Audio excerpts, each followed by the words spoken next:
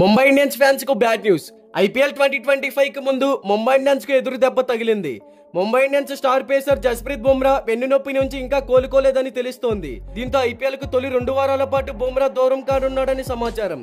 అంటే ముంబై ఇండియన్స్ ఆడే తొలి 4-5 మ్యాచ్లకు జస్ప్రీత్ బుమ్రా మిస్ అవుతాడని తెలుస్తోంది. ఇక ఏప్రిల్లో అతను ముంబై ఇండియన్స్ జట్టులో చేరే అవకాశం ఉంది. వెన్నుగాయం కారణంగా ఛాంపియన్స్ ట్రోఫీకి దూరమైన బుమ్రా బెంగళూరులోని సీఈఓలో కోలుకుంటున్నాడు.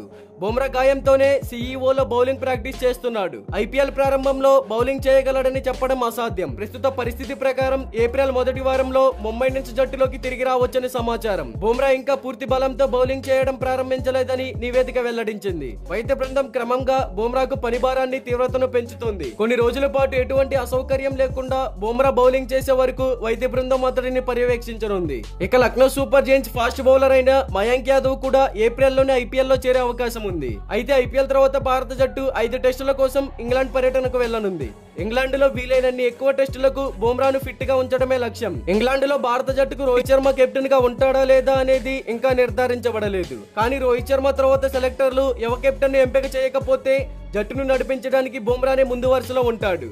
అయితే మరి మీలో ఎంతమంది ముంబై ఇండియన్స్ ఫ్యాన్స్ ఉన్నారో కంబ్యాక్ జస్ప్రీత్ బుమ్రా అని కామెంట్ చేయండి.